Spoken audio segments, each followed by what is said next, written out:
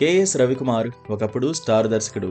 కానీ జనరేషన్ మారే కొద్దీ కొత్త డైరెక్టర్స్తో పోటీ పడలేక పాత చింతకాయ పచ్చడి సినిమాలు తీస్తుండడంతో ఆల్మోస్ట్ కెరీర్ అటకెక్కేసింది.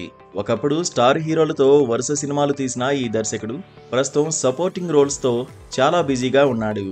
అయితే గత కొంతకాలంగా స్టార్స్ పై చేసే నెగిటివ్ కామెంట్స్తో సోషల్ మీడియాలో విపరీతంగా ట్రోలింగ్కి గురవుతున్నాడు.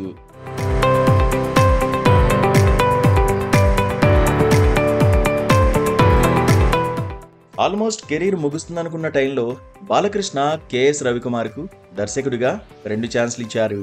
కానీ ఆ 2 ఛాన్సులతోటి బాలయ్య ఫ్లాపుల్నే అందుకున్నాడు. ఆ తర్వాత మరో సినిమా చేయాల్సి ఉండగా అది అటకెక్కేసింది. దర్శకుడిగా వరుస ఫ్లాపుల్ని ఎదుర్కొంటున్న కేఎస్ రవికుమార్ తమిళనాడులో ఒకానొక ఇంటర్వ్యూలో బాలకృష్ణ గురించి చాలా నెగిటివ్గా మాట్లాడడంతో సోషల్ మీడియాలో విపరీతంగా ట్రోలింగ్కి గురైంది. ఆ తర్వాత ఫ్యాన్స్ హెచ్చరికలతో ఒక్కసారిగా సైలెంట్ అయ్యారు.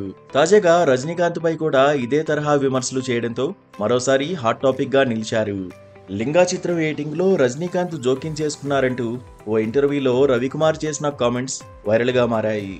లింగా చిత్రం పరాజయం గురించి మాట్లాడుతూ ఎడిటింగ్ లో రజనీకాంత్ జోక్యం చేసుకున్నారని, తనకు గ్రాఫిక్స్ విషయంలో సరైన సమయం ఇవ్వలేదని, సెకండ్ హాఫ్ ను రజనీ మార్చేశారని, అనుష్కతో ఉండే ఒక పాటతో పాటు క్లైమాక్స్ ట్విస్ట్ తొలగించేశారని, లింగా చిత్రాన్ని గందరగోళం చేశారంటూ రవికుమార్ వ్యాఖ్యలు చేశారు.